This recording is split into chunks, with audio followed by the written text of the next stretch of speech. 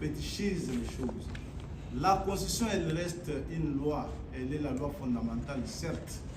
Et depuis qu'elle a été adoptée, elle a connu des révisions. Et je peux vous surprendre parce que parfois vous faites semblant qu'elle a connu des révisions, même dans sa version la plus radicale, parce que l'article 220 a été modifié en 2011. Lorsque, par exemple, on a inséré la possibilité que le gouverneur de province soit révoqué par le chef de l'État, alors que dans sa version primaire, il était convenu que le gouverneur de province est élu et révoqué par l'Assemblée provinciale. C'était un pouvoir exclusif de la province. Et lorsque vous lisez le dernier alinéa de l'article 220, on y précise exactement qu'il ne sera pas procédé à une quelconque modification qui toucherait les pouvoirs de province et des entités territoriales décentralisées. Ça a été fait. Alors, ce n'est pas pour autant dire que moi je suis ici pour être un chantre de la révision servile de la Constitution. Je m'imagine qu'il est toujours un droit pour un peuple de s'arrêter à un moment donné, de se dire si ces institutions sont en bon point. Moi je sais, tout ce que je vois, c'est que cette Constitution a été obtenue. Nous étions nous tous ici déjà vivants. Moi j'étais en terminale à l'université. C'était par une sorte de bargaining de la classe politique. Lorsque je dis bargaining, je ne vois pas la négociation, je vois une sorte de marchandage qui a été mené au sein de la classe politique pour obtenir cette constitution. D'abord, elle a été négociée par deux belligérants. Depuis lors, le RCD ne s'y reconnaît plus parce qu'il a repris les armes depuis longtemps sous d'autres facettes de M23 et consorts, ce qui signifie que le compromis qui avait donné lieu à cette constitution a volé en éclats. Depuis lors, une grande partie de ce qu'on appelait alors la composante gouvernement de Kinshasa ne s'y retrouve plus parce qu'ils ont carrément rejoint le M23 pour se battre armes à main. Mais lorsqu'on parle des lois, nous, moi j'ai cet avantage d'être un juriste, publiciste, d'être un politicologue. Je réfléchis en deux. Les lois doivent avoir leurs assises. Premièrement, c'est que nous avons ce qu'on appelle les sources de droit dans un pays, mais nous avons aussi ce qu'on appelle les facteurs de droit. Les facteurs de droit, c'est les motivations qui amènent un peuple à se choisir une légalité donnée.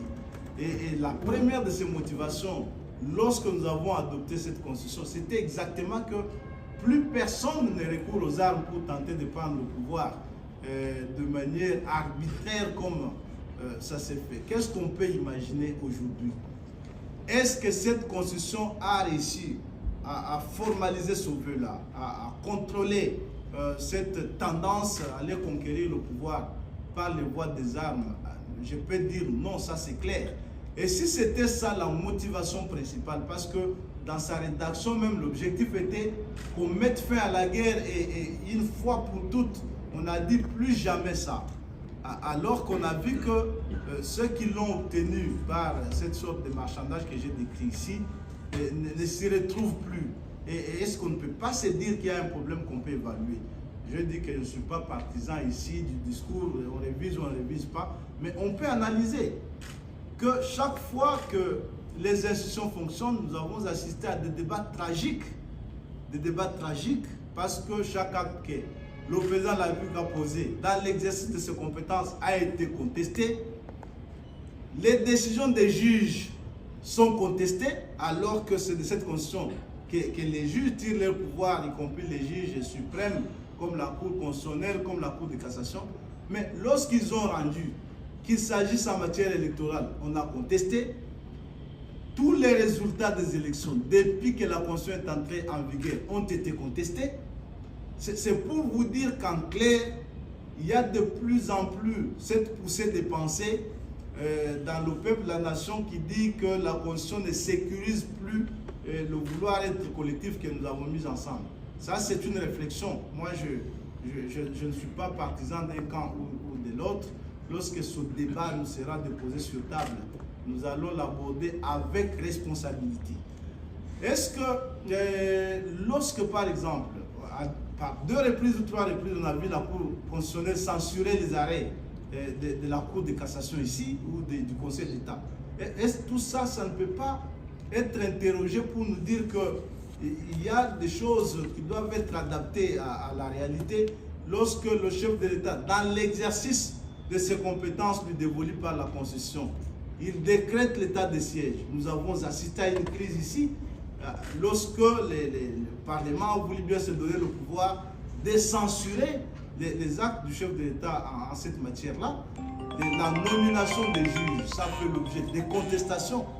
Mais ce qui est bon dans une démocratie, c'est que l'on accepterait qu'il y ait ces contestations-là et que lorsqu'on va devant les juges et que les juges se sont prononcés, on s'incline.